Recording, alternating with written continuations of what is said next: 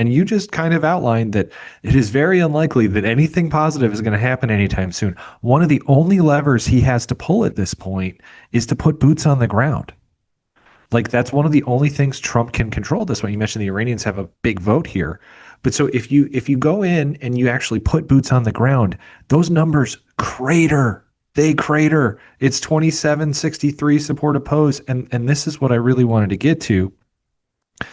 If you ask Republicans, do you support boots on the ground? It's 48-41 support oppose. And that shows, and this is so far beyond the, 15-20% that identify as like anti-MAGA Republicans. This shows that there is a massive split in MAGA about this. And I think Zogby points out that this is a conversation they're going to need to have with themselves.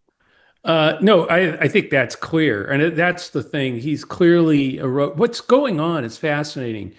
Um, it's kind of a tautological, or it's a double reinforcing question. But if you ask, "Are you MAGA?" and they say yes, and you ask, "Okay, do you support Trump?" It's nearly 100% say yes. So if you're saying you're MAGA, you're basically 100% with Trump. What people are missing is that the number of people who answer the first part of that question, "Are you MAGA?" is declining. In other words, they're not changing their minds or anything. They don't answer yes to the first question.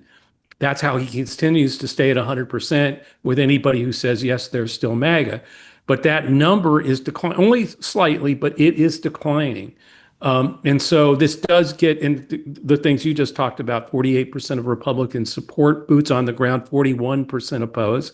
This kind of gets into the box that he's in, right? And by the way, you can't win by putting 5,000 boots on the ground. That's not going to, I mean, they can achieve some things, but there's no way they're going to, they're going to not run into some severe challenges and casualties at that level if he actually puts them on the ground in Iran, even on the island.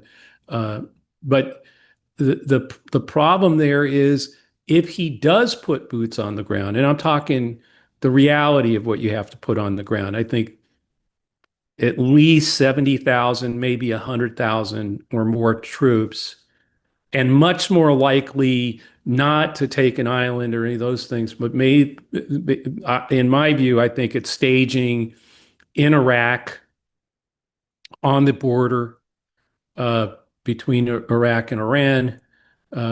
Tehran's about 200 miles from there. Yeah. It'll take about 100,000 troops to do what we did in Iraq, where we rushed in, Yeah. I mean, they're going to took have to it. control territory. They I have mean, to this is control it. essentially, So yeah. that if you do that, you're in that forever war that I guarantee you more than 41% of MAGA and Republicans will oppose. That's the whole reason they were supporting him. Many of them was he Right. was in the forever wars. We weren't going to get into these quagmires in the Middle East. And of course, at that stage, if you do that kind of, invasion, if that's, from there, you're talking about, you broke it, you own it, kind of the same way we got into it with the same thing that made me go to Iraq and try to train up people to create a party. Because after dictatorship, they didn't know what democracy was. So in the middle of the war, I found myself, even though I opposed the war, I was in Iraq, excuse me, because hey, if we don't, having gone in and done what we've done, wiped out energy, destroyed a lot of their capacity. I mean, hell, when I was on the ground there, we used a car battery to actually light up the internet. I mean, to power our server, our routers was all powered. Everything in the place in the messed up place I was sleeping in Right. was the electricity was a car battery. We just swapped it out every day after it got charged charged in a vehicle. And but that's what we had relegated that place to.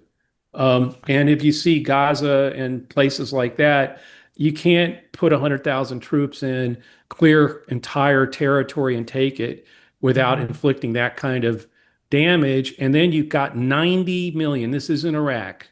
This is 90 million people who would be, in a broken country with no capacity for energy or any of that. Particularly as we start dealing with taking out, he's talking about taking out their electric plants and et cetera, and their ability to process oil and get it off that island onto tankers.